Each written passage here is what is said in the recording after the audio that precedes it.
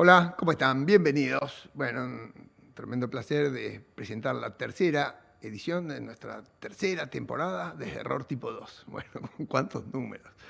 Hoy vamos a conversar con un gran amigo. O sea, hace muchos, muchos, muchos años que partió para Estados Unidos, desarrolló una carrera profesional fantástica ya, muy talentoso.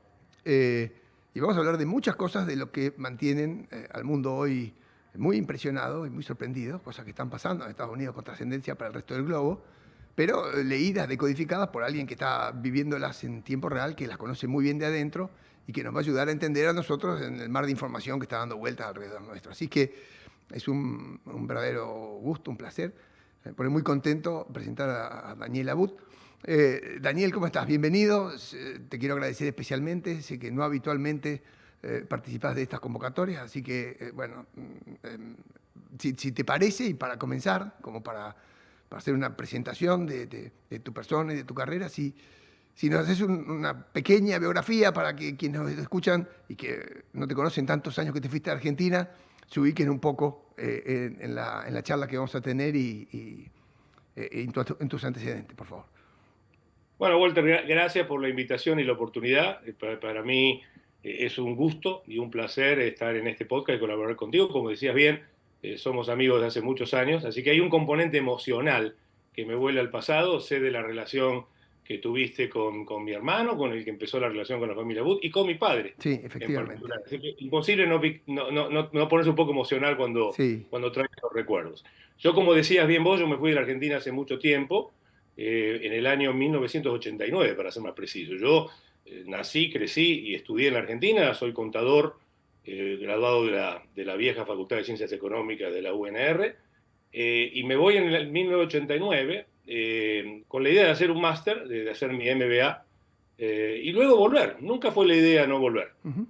Yo tenía muy claro que quería trabajar en finanzas porque, como sabes bien, mi padre había comenzado muchos años antes una empresa de servicios financieros y de casa de bolsa, etcétera, y yo trabajaba en ella, y mi idea era especializarme en finanzas en el máster en sí, pero luego, si era posible, hacer un trabajo de 2 años, 3 años Mm. en algún banco o en algún fondo de inversión, para luego regresar y seguir trabajando en el negocio familiar. Las cosas se fueron dando distintas. Después de terminé mi MBA, me surge una oportunidad para trabajar con JP Morgan, que iba a ser temporaria. Yo siempre guardo la carta de oferta como un recuerdo medio simpático, porque decían que iba a trabajar con ellos un máximo de 3 años. Luego ellos me iban a llevar a la oficina que ellos tenían en Buenos Aires, cosa que nunca sucedió. Los 3 años se transformaron en 5 y un día me llamaron de JP Morgan, de Human Resources, para decirme: está claro que usted no se va a ningún lado.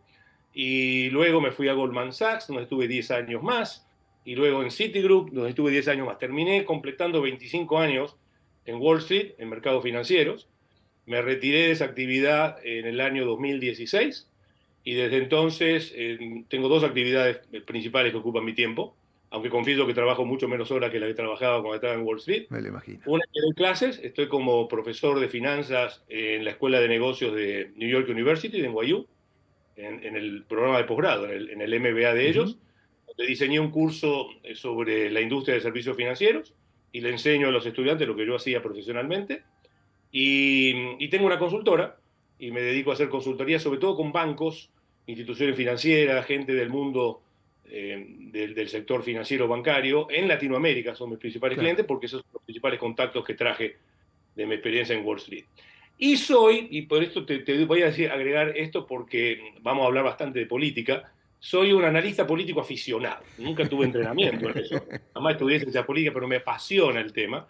Y como llevo 30 y pico de años viviendo en Estados Unidos y ha surgido y ha habido tantos cambios a nivel político acá, los he estudiado. Me he dedicado en mi tiempo libre a estudiarlos, a analizarlos, a discutirlos, y creo que puedo tener alguna opinión medianamente autorizada cuando Yo estoy de seguro lo que de está eso. pasando hoy, que es consecuencia de cosas que venían de antes. Sí, déjame preguntarte para empezar justamente esto, ¿no? Y empecemos por tu costado aficionado, aunque seguramente derivaremos hacia tu especialidad, hacia tu expertise profesional.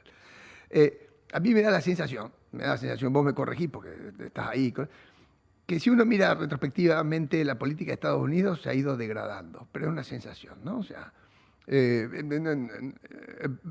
Trump a mí no se me hace ni la remota sombra de Reagan, por quien yo sentía cierta admiración. Y no solo del lado de los republicanos, también me ocurre decir que el final de Biden o su sucesora en la candidatura, Kamala Harris, tampoco siquiera podrían haber estado a la altura de un Clinton. Pero bueno, son lecturas mías muy desde lejos. ¿Por qué no me das una O de un perspectiva Obama. un poco más acertada de esto, a ver, de tu lado?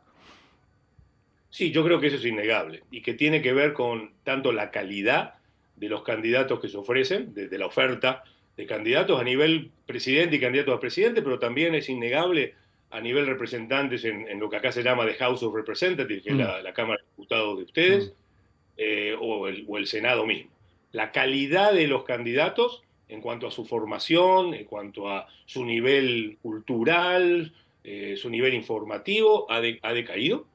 Pero también, y esto es muy importante, y esto lamentablemente se acentuó y se aceleró después de Trump, ha caído mucho las formas. Había un montón de normas no escritas que ni siquiera eran por ley, pero que se respetaban y que hacían que la política fuera más civilizada. mm. Y aunque algunos ingredientes venían de antes de Trump, con Trump se aceleraron y fueron el efecto compuesto, ¿no? El compounding y a llegar a donde estamos ahora. Mm. El discurso político es mucho más divisivo. No se tienden puentes, sino más bien se busca dividir, es gobernar y tener el poder vía division. Había mucha más inclinación a la cooperación, incluso con el opositor, a tratarlo con respeto. Te pongo un ejemplo. La norma, y eso era una norma, no era por ley, que el que perdía una elección la concedía, y la concedía apenas estaban claros los resultados. La noche misma de la elección, Sí. habitualmente, cuanto muy tarde al día siguiente. Y eso era importante, no solo por el tema del mensaje que daba en cuanto a la convivencia civilizada y la transferencia pacífica del poder, sino porque contribuía a la estabilidad del sistema democrático. Nadie dudaba que la elección había sido legítima. Y la primer síntoma de legitimización es que el perdedor Claro, aceptaba la claro, norma y sí, se claro, ofrecía a colaborar con el ganador. sí. El primero que viola esa norma es Trump. Mm. Y Sí, sí. la viola sabiendo que había perdido la elección, Mm. eh, pero porque, y esto vamos a hablar de Trump porque para entender a Trump hay que entender mucho su background, ¿no? Es decir, que en algún segmento de este podcast espero que hablemos del Trump antes de la política y del bagaje y del background que él trae a la política de ese mundo, porque condiciona mucho el cómo él piensa. Pero déjame Él preguntarte, no, él no podía esto. admitir la derrota, y vamos a entenderlo cuando hablemos del Sí. Trump como hombre de negocios, pero segundo, él ya estaba pensando en el futuro, y montarse sobre el mito de la elección robada tenía réditos políticos futuros que él lo vio desde la misma noche de la elección. Da- El da- daño que hizo por no respetar ah, esa norma, ah, que la propia Hillary Clinton había cumplido. Si vos ves la cara de vinagre que tenía Hillary sí, cuando acepta la sí, derrota contra Trump en el 2016, y sin embargo la misma noche de la elección la sí, concedió. sí, sí, me acuerdo, me acuerdo. Al Gore, cuando pierde la elección contra Bush, que fue una elección que se perdió por 500 votos en Florida, Sí, que termina siendo a la Corte Suprema de Justicia, y a él no le gustó la decisión de la Corte Suprema de Justicia, que ya estaba politizada de entonces, y sin embargo salió a las cámaras, la Corte Suprema habló, lo que dice la Corte Suprema es ley suprema, acepto la elección, me ofrezco a Bush para colaborar. ahí se terminó la Él discusión. no lo hizo nunca Mm, ni lo va a mm, hacer, lo mm, tenés que matar para mm. que lo haga. Déjame hacerte esta pregunta porque me quedó en el tintero de lo que dijiste antes a la carrera. Eh, Uno podría decir que antes había, a ver, en el Partido Demócrata, diputados, a ver, no te voy a decir que dialogaban mucho con los republicanos y había republicanos que tenían puentes y dialogaban mucho con los demócratas. Es decir, había un ala más izquierda de los republicanos, otra más de derecha de los demócratas, que organizaba un centro de discusión en el Parlamento americano y eso hoy ya no es tal, o lo que yo me estoy imaginando no es procedente. Es muchísimo menos. Y lo estás diciendo bien, porque siempre existieron demócratas y republicanos. Cuando llegaban las elecciones no es que eran amigos y era, no, acá era a cara de perro y había que ganar, a como Mm, diera. mm, Y era agresiva mm, las campañas. mm. Pero una vez que terminaba la elección, en la manera que gobernaban respetando la oposición. Biden es un representativo elocuente de eso. Vos podés decir lo que quieras de Biden y su capacidad cognitiva que había degradado, es innegable, Mm, en los últimos años, y mm, que incluso no eran ya tan grandes cuando ganó la primera vez. Aún mm, mm, cuando Biden le gana a Trump en el 2020 no mm. era un canto a la Sí, a brillantez la cognitiva. lucidez. Sí.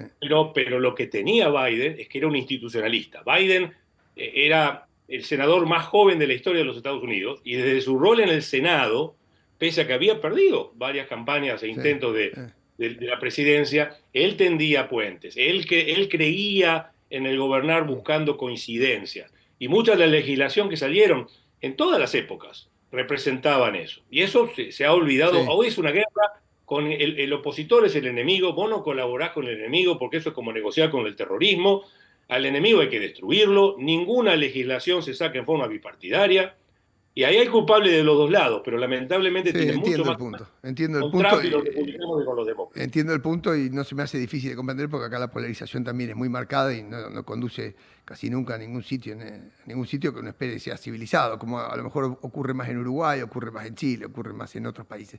Ahora, Y es injusto echarle la culpa a todo a Trump de eso, porque había elementos que venían de Trump. Trump siendo eh, lo que es. Trump tiene muchas virtudes y una de las principales es que es muy intuitivo. Él captó eso y lo capitalizó como ningún otro.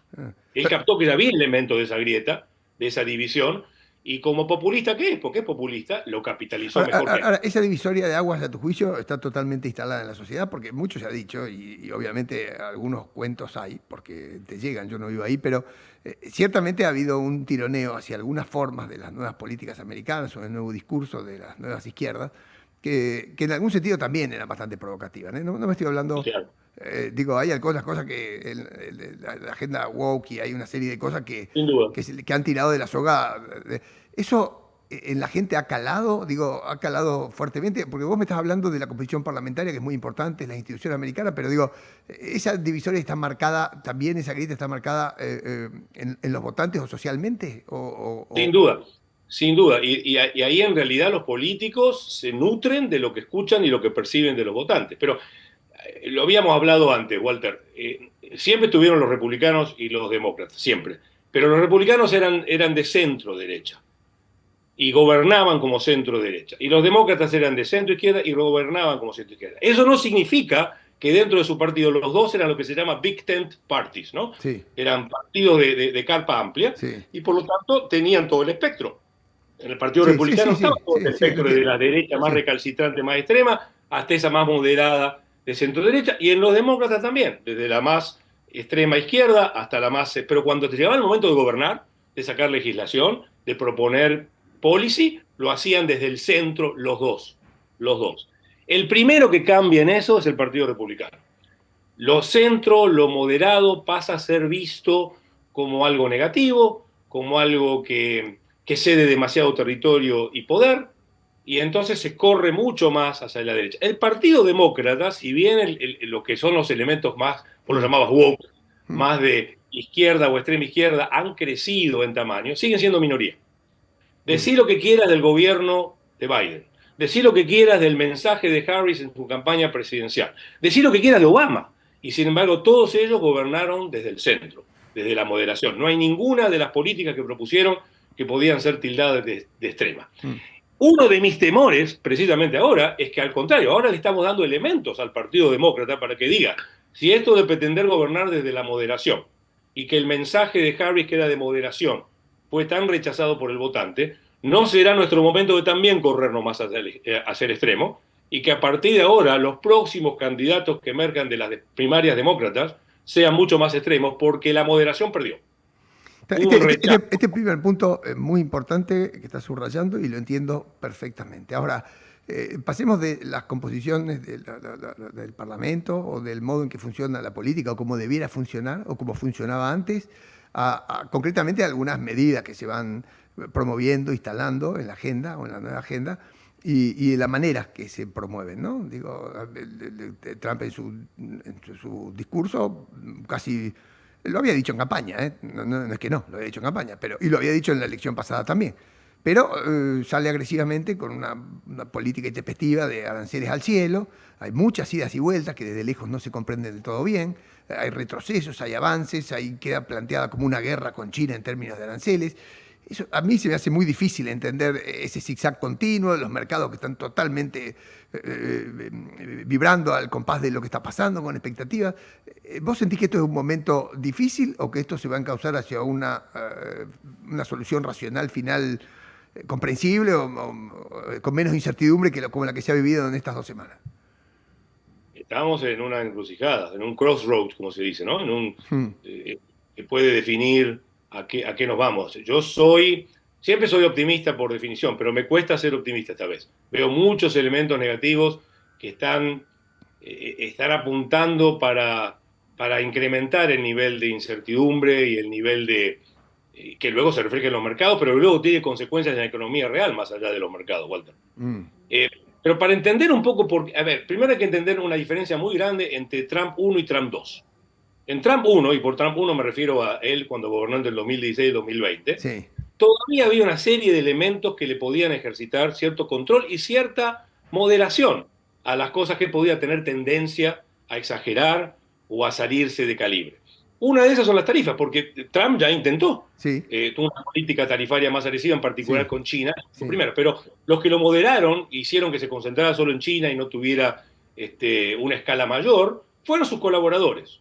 Hoy esos colaboradores ejercitan mucho menos el poder de persuasión y el poder Ah, de control y moderación a Trump.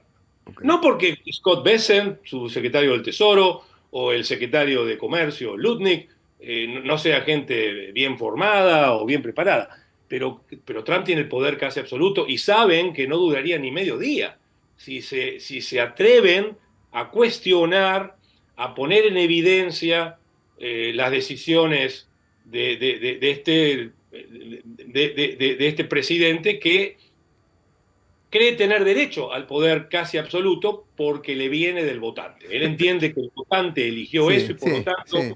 how you dare No, to control. sí, Eso se lo dice a los colaboradores, se lo dice al resto de su ok, partido, pero, se lo pero, dice pero a todos los que pudieran ejercer algún control sobre él. déjame preguntarte esto, porque a sus colaboradores pueden no controlarlo, no ejercer la influencia, no moderarlo, pero sí está claro que en esto fue y vino, o por lo menos en el discurso, ha habido varios cambios que son muy marcados, muy marcados.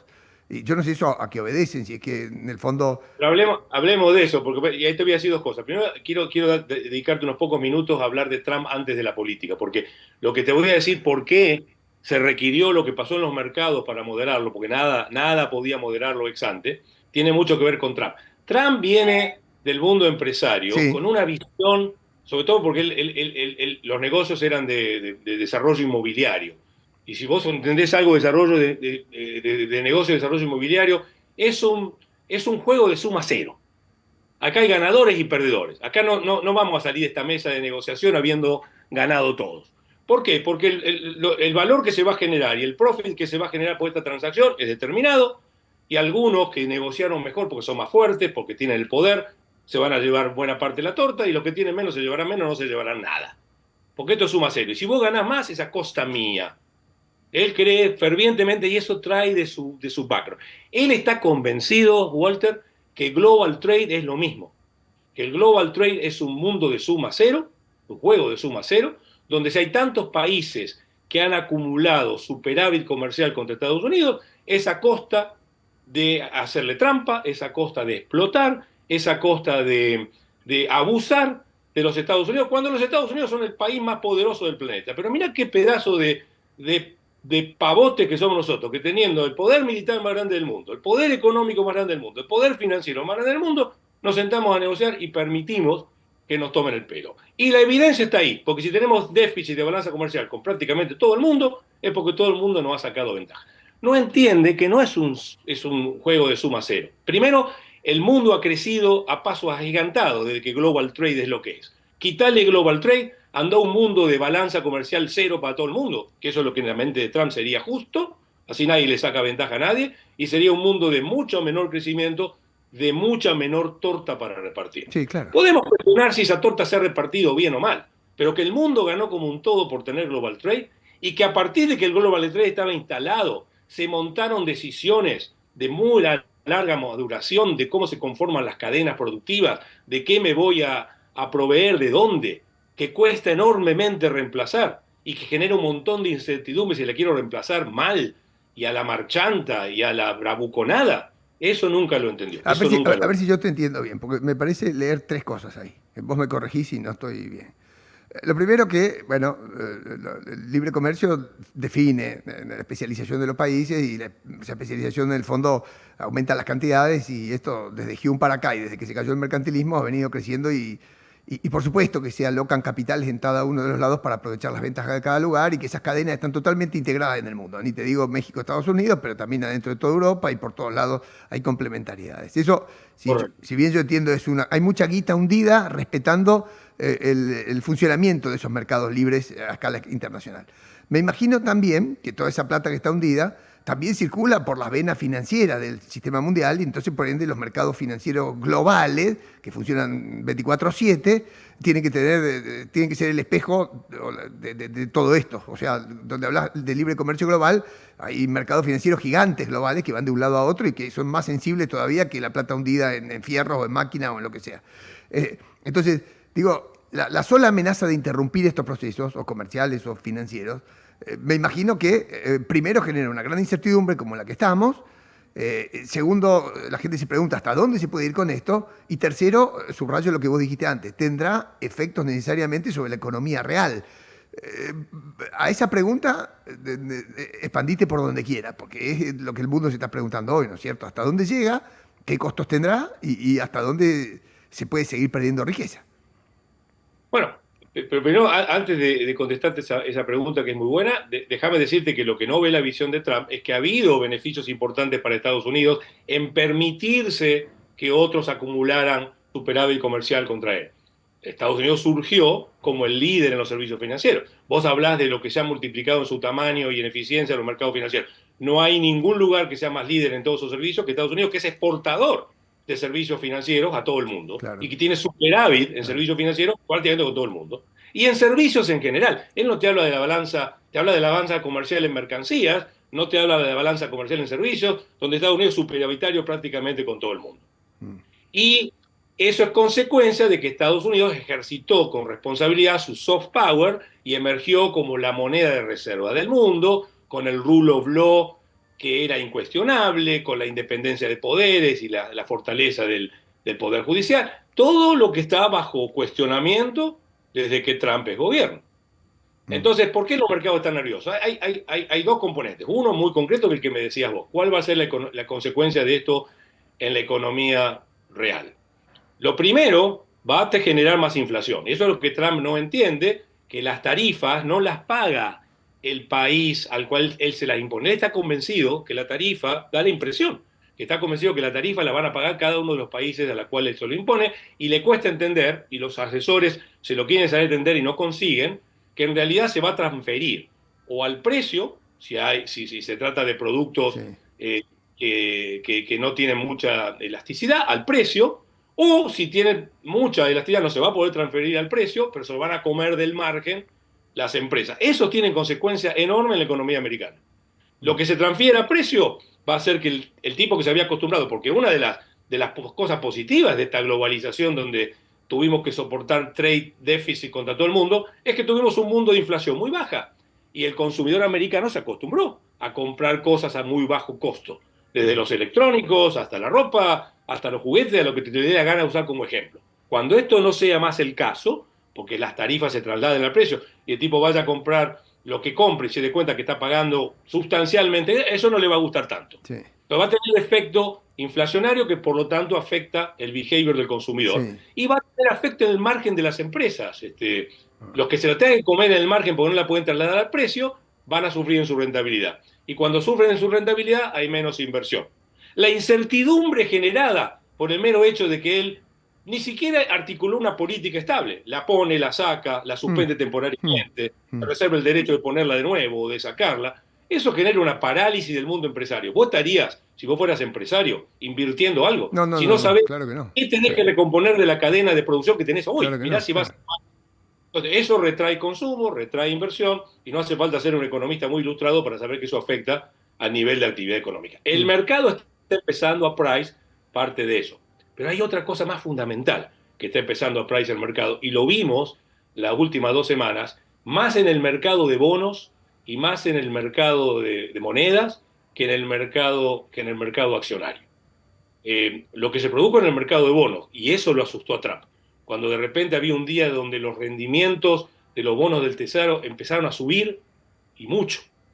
Eso le dio un susto muy grande, porque ¿qué te está diciendo el mercado con eso? Que no quiere los Si el bonos americanos. mercado accionario te está diciendo que hay un riesgo más creciente de Claro. recesión, las tasas deberían estar bajando, porque cuando viene recesión, finalmente la Fed está baja las tasas y las tasas de corto y largo se van acomodando a la baja. Que vos puedas tener riesgo de recesión claramente indicado por el mercado accionario, junto con riesgo de otro tipo que hace que los rendimientos de los bonos de tesoro suban, te están diciendo que el mercado empieza a dudar si toda esta definición de la arquitectura global, hecha tan desordenada y tan a la marchanta, no va a terminar comprometiendo ese rol único, privilegiado que tenía Estados Unidos, o sea, el emisor de moneda de reserva del mundo, donde los activos libres de riesgo estaban en Estados Unidos y donde vos que sabés, cuando hacemos un flujo de caja, ¿qué usamos como la tasa libre? Sí, por supuesto. La tasa de los bonos del tesoro. ¿Por qué debería ser la tasa de los bonos del tesoro la tasa libre de riesgo? Explícamelo. Entonces el mercado empieza a preocuparse con esto. Nadie tiene duda de que siempre van a ahorrar la deuda. Vos fijate que los profesionales, yo ahora estoy poniéndome mi hat de analista financiero que fui durante tantos años en Wall Street. Siempre hay un dicho en Wall Street, es que si se trata de juzgar, de tomar la temperatura de la opinión de los mercados y tomarle el pulso y tomarle la presión, no hay que mirar tanto al mercado accionario, porque el mercado accionario es más emocional. Hay que mirar más al mercado de bonos y al mercado de moneda, que es más racional, es más frío, es más calculador. ¿Por qué? Porque el mercado accionario compra historias. Cuando vos compras una empresa, sí, claro, entiendo. Las acciones como cuota parte de la empresa, estás comprando una historia. Si vos compras la historia de Artificial Intelligence transformando al mundo, no te importa tanto el día a día o la macro. El mercado de bonos, lo único que le importa es saber si a que le estoy prestando a través de comprarle bonos me lo va a pagar. No, claro.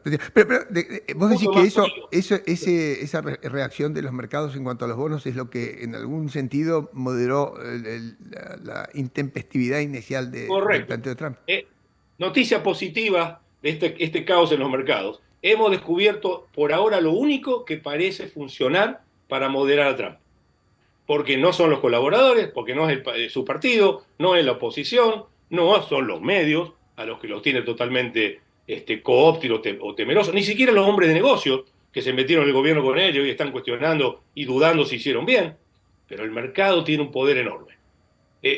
Fíjate que siempre se dice, yo que vengo del mundo financiero, que el mercado, sobre todo en un mercado como Estados Unidos, que es tan sofisticado en su mercado de capitales, es realmente el cuarto poder, más que los medios de comunicación, que alguna vez lo fueron. No, bueno, para empezar es mucho más descentralizado, ¿no? Eso digo, mucho más descentralizado.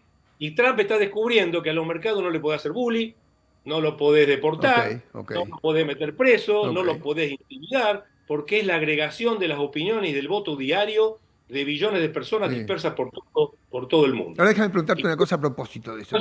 Por lo menos hemos descubierto algo que tiene la capacidad de moderar. Pero déjame preguntarte algo que a lo mejor es, bueno, por supuesto que te ha planteado desde otra latitud y desde otra historia, porque la Argentina es otra historia, ¿no? Y las cosas no pasan igual, pero me las imagino comparables.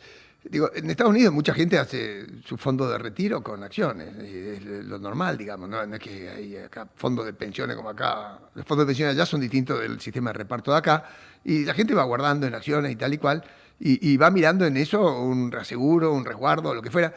Digo, eso de que de golpe las declaraciones de la política, de un presidente o de quien fuera, interfieran sobre los mercados accionarios y los metan en vértigo de montaña rusa, ¿eso no afecta también la opinión del votante medio o eso está muy distante de lo que puede pasar? ¿Eso no juega?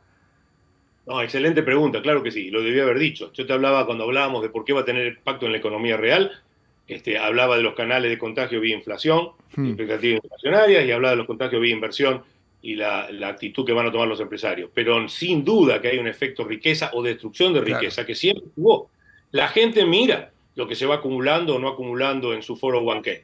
Y si de repente de la noche a la mañana eso cayó el 10, el 15, el 20%, retrae consumo. Hace que y eso tiene un efecto en la economía, que están basadas en el consumo. Los surveys, ¿cómo se dice? Los polls, encuestas de confianza del consumidor ya refleja una retracción de la confianza que sooner or later se va a transferir a la data real de consumo retrayéndose también. Mayores precios, menor confianza, menor efecto riqueza que te hace retraer porque ya no me siento que estoy tan seguro para mi retiro. Las empresas invirtiendo menos. Y finalmente va a empezar a afectar una de las cosas que mejor funcionaba, que es el empleo. Fíjate vos, y ahora te quiero sacar de la política tarifaria, que ya hablamos bastante, quiero hablar de la política inmigratoria. porque la política inmigratoria, que Trump la había anticipado en la elección, en esto, Sí, hay que darle crédito a Trump, que Trump es transparente. sí, Trump sí. hace, Lo que dijo, está sí, haciendo lo que dijo que iba a hacer. Lo que pasa sí, es que hubo muchos que decidieron ignorarlo, diciendo, no, tenés que dividir entre lo que dice y lo que hace. No, no, no, no, no, no, no, no. Esos son los que le hacen el sanity check. Esos sí, son sus colaboradores que tratan de hacer el spin. Él dice lo que piensa y está haciendo lo que dijo. sí, En materia inmigratoria, él había anticipado esto y muchos quisieron no creerle o pensando que se iba a dedicar a deportar solo a los criminales, a los inmigrantes ilegales que eran criminales. Está claro que no. Ahora, vos explícame qué sentido económico puede tener para un país que tiene pleno empleo, como es claro Estados Unidos, donde cuesta conseguir gente que haga trabajo, sobre todo los trabajos que no quieren hacer los americanos. sí. ¿Qué sentido tiene en ejecutar esa política? Es cierto que la prometió en la campaña y que vendió muy bien con sus votantes. No tiene ningún sentido. Y Mm. encima, si anticipás una recesión, y mucho más si es una recesión con inflación, stagflation, que va a destruir empleo per se, ¿qué sentido tiene estar expulsando tanta mano de obra, la gran mayoría de la cual es gente que viene a trabajar? Si te preocupa que estaban ilegales, dale un paz para legalización. Incorporarlos a la economía, que son consumidores, que son pagadores de impuestos y que vienen a trabajar. Pasa que él creó el mito de la inmigración como enemigo, más por cuestiones culturales que económicas. Mm. Por eso te decía, no, es difícil entender el fenómeno Trump si lo entendés solo de variables económicas, que hay algo de ellas. Es cierto que el votante de Trump está insatisfecho con la economía porque se siente entre los perdedores de esa globalización y de esa tecnología que le desplazó el trabajo industrial, manufacturing de que él dependía. Pero no es solo eso. El que se crea que es solo eso lo está leyendo mal. Hay Déjame, un elemento déjame hacerte, cultural muy importante también. déjame Y la hacerte. inmigración y el agarrarle el miedo al inmigrante porque es distinto, porque se ve distinto, era muy buena parte de la campaña de Trump. Mm. Pero no tiene sentido económico. Sí, lo entiendo y es preocupante lo que me decís tal como me lo decís. Ahora, déjame hacerte dos últimas consultas, porque esta sí que se me hace más difícil de comprender. Hay una en la que yo siento que lo que dice Trump tiene bastante sentido, ¿no? No estoy hablando de la posición de Ucrania y Putin, no estoy de Ucrania y Rusia, no estoy hablando de eso. Pero sí me parece que tiene bastante sentido el punto de que diga, mira, la verdad que la seguridad internacional, la seguridad mundial depende de una suerte de gendarme que ha sido Estados Unidos y los costos se han pagado siempre por el votante americano, el contribuyente americano. Es decir, se planta frente a Europa y le dice, muchachos, Rusia lo tienen enfrente a ustedes, a ver, yo no sé si tienen que subir los impuestos, hacer menos Estado benefactor, pero no está claro que nosotros tengamos que seguir pagando todo esto desde acá. Visto desde lejos, a mí en algún sentido me parece razonable eso, el planteo al menos, me parece razonable. Ahora, en otro Claro que sentido, es razonable, claro que es eso razonable. me Pasa que parece hay muy formas y formas de razonable. plantearlo, y hay momentos y momentos de plantearlo. Pero claro que es razonable. Mm, Es muy razonable. ok, eso es una De hecho, cosa. ha sido un error estratégico de Europa, que ahora se han dado cuenta y un poco tarde y están tratando de scramble a ver cómo lo pueden reparar. Pero vos no podés totalmente. Ellos le hicieron el outsourcing a su defensa. El outsourcing, y se Sí, acostumbraron, sí. se pusieron muy cómodos en eso, pero vos no podés hacer outsourcing de tu defensa. Eso está muy claro. Mm. De ahí a querer ponerse tanto en víctima, porque de nuevo, Trump, como él, No. Yo te políticamente ha entiendo el sido muy punto, ¿eh? exitoso. Yo te entiendo el Porque, punto, porque pero Estados Unidos también, a ver, digamos las cosas como son. Hubo toda una industria de Estados Unidos que creció enormemente y que ha tenido pingües ganancias con la parte de producción de armamento y de munición militar y de todo este área industrial de defensa. no, de acuerdo, Que está bien puntualizar las se dos la cosas. pagan, la pagan los contribuyentes americanos, es cierto, pero hay un montón de empresas y de americanos que se llenan los bolsillos. Sí, ok, buen punto. Pero déjame hacerte la segunda parte de la pregunta, porque eso a mí me parecía más bien razonable, pero razonable el planteo de tributario, digamos, no tenemos que pagar toda esta seguridad nosotros. Lo que no me pareció nada razonable, más allá de esa explicación que vos nos das de que él le encantaría que la balanza comercial fuera un partido de fútbol, ¿no? 3-2 te gané 3-2 o estoy perdiendo 2-1. Lo Pero que no, además porque él cree que nos están haciendo trampas si el Claro, otro ganó. claro, No si puede ganó ser. esta ciudad. Pero digo, lo que yo sí no termino de entender, porque en un momento se las agarra con China, Japón y Taiwán juntos, que son países o dirigencias políticas que no se animan a ir juntos a muchos lados. Digo, tienen hay mucha falta de afinidad entre ellos. Digo, están en tensión, velada, pero están en tensión. Digo, ahora vos conseguiste que todos juntos se pusieran del mismo lado. Te digo, pero acá hay algo que es difícil de comprender. O sea, inclusive para los mismos simpatizantes de Trump en Europa, tiene gobiernos que son casi aliados, que están del lado europeo, les pone aranceles, arranca con aranceles gigantes.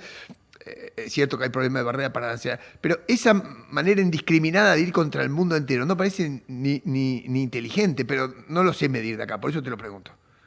A mí la impresión que me da, no lo puedo probar a esto, pero de nuevo, parte de la que no entiende Trump de las tarifas, y no han conseguido los colaboradores convencerlo en lo contrario, es que como él está convencido que la paga del país extranjero, él ha querido usarlo como elemento de levantar ingresos.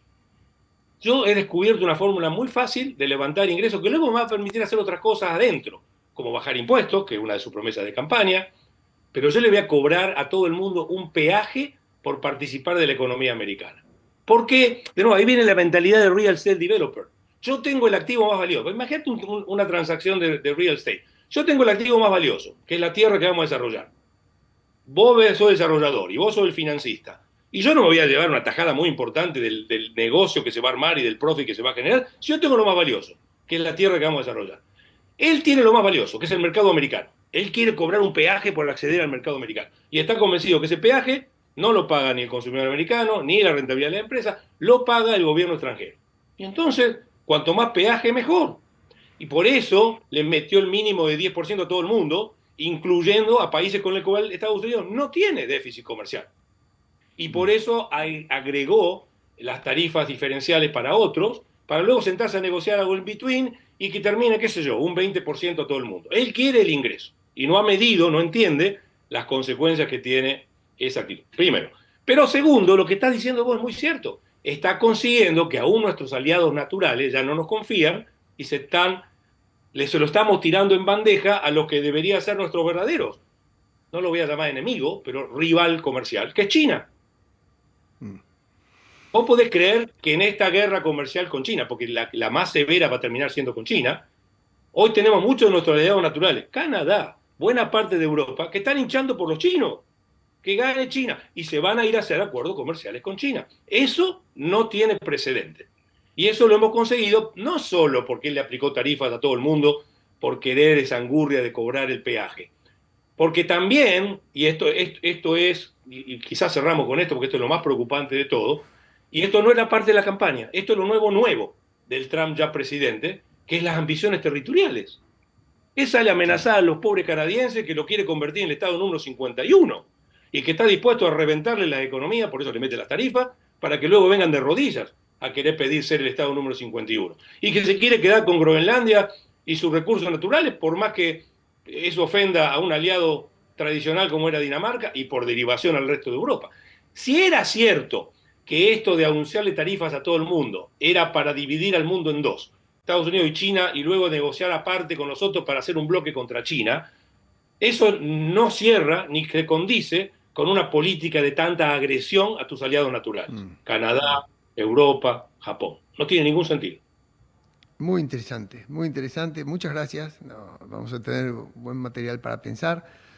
Y además buena información, porque al fin del cuento también es cierto que mucho de lo que se dice se entiende un poco desde lejos. Así que vos que estás en el corazón de este asunto político y económico, nos ayudás a mirarlo con una lente bien puesta sobre lo fundamental. Daniel, Y da para mucho más, Walter, ¿eh? me lo Porque en realidad imagino, pero tuvimos que hacerlo con está el muy bien contenimiento del resumido. tiempo, Muy bien pero resumido. da para muchísimo más. Sí, y va a dar, seguramente dará espacio para que volvamos a hablar de esto. Me parece que como planteo del asunto para nuestra audiencia ha sido bien interesante y muy revelador. Así que te mando un abrazo grande, de nuevo te agradezco tu rato y tu colaboración. Y la verdad que me gusta también en este último minuto honrar la memoria de tu papá Jaime, por quien efectivamente sentí un gran respeto, admiración y afecto. Y bueno, hablar con vos emocionalmente a mí también me compromete y gratifica. Así que te mando un abrazo y de nuevo gracias. Me gratifica mucho que lo nombres y te voy a decir algo que creo que lo sabés. Para mi padre, ya en sus últimos años, una de las actividades preferidas de él era los sábados a la mañana irse a compartir con vos y con Marcelo en la radio. Un gran tipo. Bueno, un abrazo, Era una, Daniel. era una de sus actividades preferidas. Un abrazo y nuestro recuerdo y nuestra Bueno, memorias. gracias por la invitación. La verdad que me divertí mucho y espero que haya sido de utilidad para Sí, tus por oyentes. supuesto que sí. Un abrazo fuerte, que estés bien. De nuevo, gracias. Chao, Walter, abrazo. Bueno, Daniel Abud, efectivamente, bueno, ya se presentó, ya lo escucharon. Para nosotros en Rosario, además el hijo de Jaime Abud, una persona muy querida, muy entrañablemente querida, así que él muchos años en Estados Unidos, pero sin embargo, sin cortar nunca el vínculo con su ciudad y con sus afectos. Así que, bueno, un capítulo internacional. Hoy, la semana que viene, volvemos a nuestras cosas, volvemos a nuestros cepos, volvemos a nuestro dólar, volvemos a nuestra, bueno, en fin. Gracias por la compañía, pásenlo bien.